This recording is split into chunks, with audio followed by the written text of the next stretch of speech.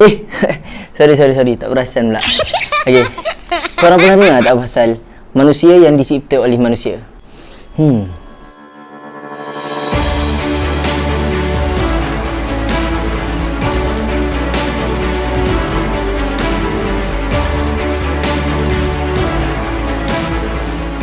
Okay, bismillahirrahmanirrahim. Assalamualaikum warahmatullahi wabarakatuh. It's your Bang Buku, Zayad Biruni, and welcome back to our YouTube channel Bang Buku Official. Saluran YouTube yang menyediakan, yang menghidangkan konten-konten tentang buku kepada anda semua.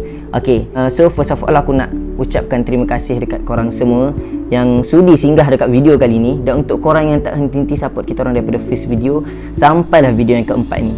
So hari ni aku nak ajak korang bersembang pasal dua buku depan aku ni, Projek Athena 1 dan Projek Athena 2. Buku ni diterbitkan daripada syarikat penerbitan Iman Publication. Buku Projek Athena ni ditulis oleh Syahira. Pelik nama tu kan. Okay, nama sebenar dia Syahira Hozami. Syahira Hozami ni first time juga aku dengar nama dia sebenarnya, sebab ini Projek Athena ni merupakan karya sulung beliau. Tapi Syahira ni dia memang dah ada pengalaman dalam dunia penulisan tau. Walaupun ini novel sulung beliau, aku salut lah dengan Syahira ni, sebab karya terulung dia pun dah buat aku okay, yang tu kita cerita lepas ni. Tapi Syahira ni dia dah aktif dalam dunia penulisan melalui digital platform. Kalau korang tahu Wattpad, okay, kat situ dia ada satu akaun Syahira lah, nama dia Syahira. So korang boleh pergi usah-usah kalau nak baca cerita-cerita ataupun karya-karya yang beliau pernah tulis dekat akaun tu. Kalau tak silap aku, Syahira ni still study. Aku pun tak sure dia study ataupun dah habis study, tapi yang aku pastinya dia ni student dekat UM dalam kos pendidikan Islam dan Sains, kalau tak silap akulah. Okey, so kita berpindah kepada agenda utama kita. Kita nak bercakap, kita nak bersembang pasal buku Projek Athena ni. Projek Athena ni cerita pasal apa sebenarnya? Okey, Projek Athena ni dia cerita pasal Athena, seorang neo manusia. Korang tahu tak neo manusia ni apa? Neo manusia ni dia macam kita juga, macam manusia juga. Dia bercakap macam kita, dia makan macam kita, ada hati perasaan, tidur pun macam kita. Tapi yang membezakan antara kita dengan dia adalah dia neo manusia ni dia macam ada daya ketahanan fizikal yang lagi advance, dan dia orang ni immortal, bersifat immortal, ataupun kita katakan abadi lah, takkan mati. Easy word dia, takkan mati. Dia sebenarnya dicipta bertujuan untuk menjadi senjata pemusnah yang bakal mencetuskan peperangan dah. So salah seorang saintis yang terlibat dalam penciptaan Athena ni, iaitu Dr. Arya. Dr. Arya ni dia rapat gila dengan Athena. So bila dia dapat tahu benda ni, dia pun tak boleh terima lah. So dia sendiri yang minta Athena ni melarikan diri daripada tempat tu. Tapi Athena ni at first dia tak nak lari tau. Dia nak lari dengan Dr. Arya tu. Tapi berlaku satu tragedi yang sedih, yang mana menyebabkan akhirnya Athena terpaksa melarikan diri seorang diri lah. Joseph, seorang ketua pasukan intelijen kerajaan, dia ditugaskan untuk menangkap Athena ni. Tapi setelah beberapa kali gagal, akhirnya Joseph ni terpaksa lah meminta bantuan daripada seorang banduan yang ada dalam penjara masa tu, nama dia Natalia. Okay, Natalia ni dahulunya seorang pembunuh berprofil tinggi yang sangat dikehendaki oleh kerajaan Eryudain. Okay, nama kerajaan dalam cerita ni Eryudain. Tapi diorang tak pernah berjaya untuk menangkap Natalia ni. So sampailah suatu masa ni Natalia sendiri yang menyerahkan diri dekat pihak intelijen kerajaan ni. Okay, dijadikan cerita, akhirnya Natalia ni berjaya menangkap Athena. Tapi Natalia ni dia confuse, betul ke Athena ni pengganas? Sebab intelijen kerajaan cakap Athena ni pengganas kan. So bila dia siasat, dia tahu yang Athena ni bukan pengganas. Jadi dia pun berubah fikiran. Walaupun sebelum ni dia ditawarkan untuk membantu pihak kerajaan dengan bayaran yang dia akan bebas dari penjara, tapi last dia khianat juga. Sebab dia nak bantu Athena ni, dia nak bantu pihak yang tak bersalah lah. Athena kan tak bersalah kan. So dia bantulah Athena, dia selamatkan Athena dan lari bersama Athena. Joseph time ni dia tak berkawan lagi tau, tapi last dia orang pun berkawan lah. Adalah susu atau cerita yang aku tak boleh nak spoil. Kalau korang nak tahu, korang kena beli dan baca sendiri lah. Okay, jadi itu pada Projek Athena yang pertama tau. Jadi Projek Athena yang kedua, dia menceritakan pasal kes penculikan yang melibatkan isteri presiden negara Eryudain ni, iaitu Puan Irene. Presiden tu nama William kalau tak silap aku. Okey, so berlakulah penculikan, yang mana penculikan ni of course lah didalangi oleh Ezekiel. Ezekiel ni dahulunya orang kata peneraju fasiliti Gabriel ataupun penaung projek Athena ni dalam projek Athena yang pertama. Tapi last okey, spoil sikit last dia tak berjaya ditangkap. Sebab itulah ada kesinambungan dalam projek Athena kedua ni. Okey, jadi dalam projek Athena kedua ni, ketika mana Joseph, Natalia dan Athena ditugaskan untuk menyelamatkan Puan Irene, isteri presiden time tu, Athena ni bertembunglah dengan seorang lagi neo manusia yang bernama Zeus. Sebab tu kalau korang perasan dekat tajuk cerita ni, pertarungan neo manusia kan. Okey, dekat situ dia orang bertemu antara Athena dengan Zeus tadi. Zeus ni dicipta juga oleh Ezekiel. Apabila Ezekiel melarikan diri tadi, dia cipta satu neo manusia yang baru. Jadi itulah cerita projek Athena 1 dan projek Athena 2 secara kasarnya. Okey, sekarang kita bercakap pula pasal plot penceritaan. Plot penceritaan yang disusun dalam cerita ni dia sangat menarik, tetapi sejujurnya dekat awal ataupun dekat permulaan cerita ni dia slow sikit lah.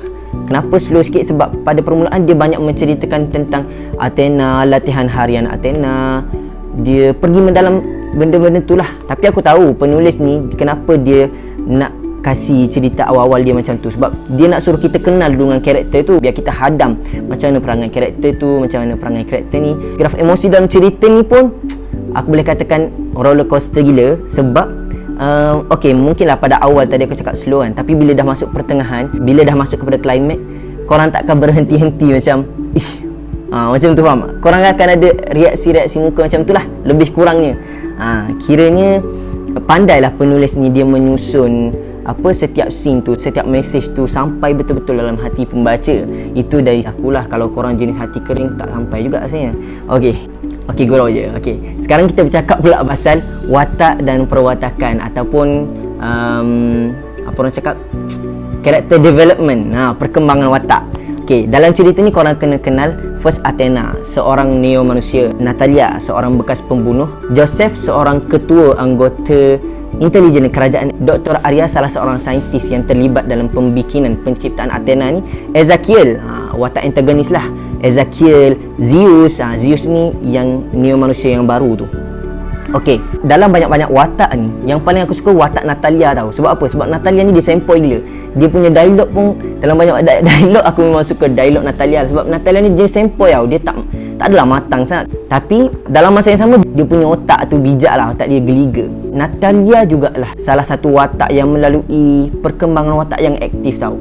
Sebab dari awal cerita, Natalia ni seorang pembunuh tau. Tiba-tiba dalam penjara, lepas dalam penjara polis pula minta bantuan, dia keluar bantu polis, tiba-tiba berubah pula, dia jadi sahabat dengan Athena. So satu perkembangan watak yang menarik lah dan aktif. Okey, seterusnya Joseph pun melalui satu proses perkembangan watak yang aktif juga, daripada seorang pegawai polis yang berkaliber, taat dengan pihak atasan, tetapi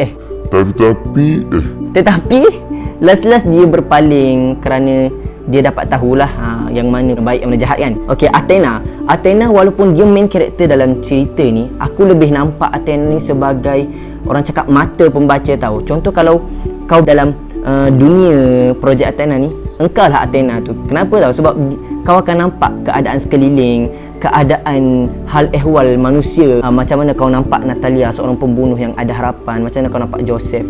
So bagi aku Athena ni macam mata pembaca lah. Itu bagi aku lah. Okay. Tapi Athena still menjadi penggerak cerita bersama dengan kawan-kawan dia. Okey, kita bergerak pula kepada mesej penceritaan.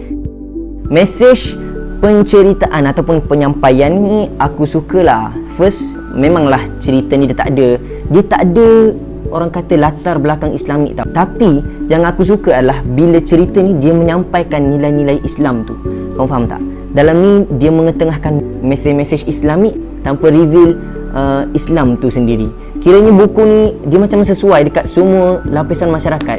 Even kau bukan budak usrah, kau bukan budak sekolah agama, kau boleh baca buku ni. Okey, itu mesej yang aku sukalah. Dalam cerita ni pula daripada awal sampai akhir dia mengetengahkan isu kemanusiaan. Okey, dan salah satu quote yang aku minat dalam cerita ni daripada Dr. Arya, dia cakap, apabila seseorang manusia tu hilang sifat kemanusiaan, maka dia bukan lagi manusia. Itu Itu part yang best gila. Okay, selain daripada tu, dia juga menyampaikan message realiti kehidupan tau. Macam mana kita nampak Joseph, macam mana kita nampak pemerintah time tu, macam mana kita nampak Natalia, seorang pembunuh yang masih ada harapan untuk fix dia punya kisah silam dia punya past story dia tu kan. Antara message yang best juga adalah message tentang friendship value. Dalam cerita ni aku suka dengan dia punya friendship value sebab seronok lah, dia macam overwhelming. Bila kau baca ni kau macam terharu, macam syoknya jadi member, syoknya jadi member Athena, syoknya jadi member Natalia. Dia macam syok gila lah. Dia sempoi je dia punya persahabatan. Lepas tu dia ada roller coaster tau, macam mana ketika dia orang berselisih faham, macam mana dia orang selesaikan masalah antara dia orang. Yang tu best. Biasanya aku selalu cakap pasal apa yang aku tak puas hati ataupun apa yang aku nak tambah baik. Tapi dalam video kali ni aku tak nak share benda tu dengan korang. Sebab apa tau? Sebab buku ni akan ada sambungan dia projek Athena yang ketiga. So aku ternanti-nanti untuk projek Athena yang ketiga. InsyaAllah aku akan buat review pula projek Athena ketiga dan keseluruhan. Dan kat situ insyaAllah aku akan share pula aku punya pendapat, apa yang aku rasa macam kurang, apa yang aku rasa boleh tambah baik. Okay, so korang kena stay tune untuk video tu. Okay, bergerak kepada rekomendasi. Rekomendasi ni, first aku cadangkan buku ni untuk korang yang minat berfantasi, untuk korang yang minat berimajinasi. Sebab buku ni dia berlatar belakangkan satu zaman yang majulah ataupun masa depan lah. Masa depan punya tema. So korang kena ada imajinasi tu untuk membayangkan macam mana keadaan zaman tu. Lagi-lagi dalam cerita ni pun ada babak-babak berlawan, babak-babak bertarung. So dekat situ korang kena ada imajinasi yang tinggi jugalah untuk membayangkan macam mana sesuatu action scene tu berlaku. Okey, yang kedua aku cadangkan juga kepada student science ataupun korang yang berminat dengan genre science fiction. Sebab buku ni science fiction lah. Dia pasal science fiction. Dalam ni pun banyak gila istilah yang aku tak faham sebab aku bukan budak sains. Okey. Yang ketiga, untuk korang yang minat action thriller, korang kena baca buku ni. So best lah, korang kena baca lah. Walaupun kadang-kadang aku sendiri pun tak boleh nak adapt, tak boleh nak translate apa benda ni dia orang bergaduh macam mana ni. Kadang-kadang lah sebab dia orang punya pertarungan tu complicated. Okey, seterusnya untuk semua manusia lah, ni klise, untuk semua yang bergelar manusia, untuk mereka yang nak menyelam dalam mesej realiti kehidupan yang dibawa ataupun yang diketengahkan oleh buku ni, korang boleh baca buku ni. Sebab bagi aku buku ni bawa banyak mesej yang bermanfaat tau, yang memang berkait rapat dengan kita punya kehidupan. Antaranya yang paling aku suka sekali adalah Natalia lah. Macam mana dia ni menjadi lambang kepada manusia yang putus harapan. Sebenarnya kita ni manusia ni, kita ada harapan tau. Kita sentiasa ada harapan dalam hidup kita. Dan tentang masa silam pula. Okey, ramai manusia hari ni dia dimomokkan oleh masa silam dia. So menyebabkan dia tak boleh move on, dia tak boleh bergerak ke hadapan kan. Tapi sebenarnya benda tu yang salah yang kita buat. Sebab bila kita nak melalui satu proses kehidupan ni, kita tak boleh dimomokkan ataupun tak boleh dihantui oleh kisah silam kita punya history. Sebab Imam Ghazali pernah cakap yang benda yang paling jauh dalam dunia ni adalah masa silam kita. Sebab memang kita dah tak boleh nak putar balik dah masa tu. So kalau tak kisahlah kita punya history tu baik ke buruk ke hitam ke putih ke, kita tetap teruskan perjalanan kehidupan kita untuk menjadi manusia yang lebih baik. So itu je lah. Cuma satu lagi pasal gaya bahasa. Laras bahasa dia best. Short, tak tinggi sangat pun. Kiranya korang semua boleh baca lah. Tapi walaupun dia tak tinggi sangat, buku ni dia banyak istilah-istilah sains tau, yang mana membuatkan kita rasa macam nak tahu dan kita search. Kalau aku sendirilah, bila baca ada je perkataan istilah sains yang aku tak faham, aku terus search lah. Dan juga ada je perkataan-perkataan yang kadang-kadang kita jarang gunakan. So untuk korang yang menduduki exam besar ke, tahun ni korang SPM ke, korang boleh baca buku ni untuk meningkatkan dan memperbanyakkan kuasa kata. Okey, kalau korang nak dapatkan buku Projek Athena yang best ni, korang boleh dapatkan dekat Shopee, Iman Bookstore Shopee ni. Ataupun paling simple lah, aku tolong korang aku letak link tu dekat description box. So korang boleh tekan dan korang akan terus sampai dekat Iman Shopee Bookstore. Satu lagi, aku nak support member aku, dia jadi agent untuk Iman Publication ni. So aku akan letak nombor WhatsApp dia kat bawah. Kalau korang nak beli buku Projek Athena ni, korang boleh tekan WhatsApp link kat bawah. Okay, Last but not least, jangan lupa untuk support kita orang. Jangan lupa untuk follow up kita orang dekat social media. Media sosial bangbuku.tq, Instagram bangbuku.tq dan TikTok Bang Buku Official. Dekat situ kita orang update pasal YouTube channel ni dan juga banyak konten-konten menarik pasal buku je. Kalau korang nak cari konten lain, tak ada dekat Bang Buku Official. Okay, so that's all from your Bang Buku Zayat. Kita bertemu lagi dalam next video, InsyaAllah. So membaca jambatan ilmu. Klise sekejap. Kalau korang rasa nak baca buku tapi tak tahu nak baca buku apa, kita orang boleh tolong, InsyaAllah. Okay, so Wallahualam. Assalamualaikum warahmatullahi wabarakatuh.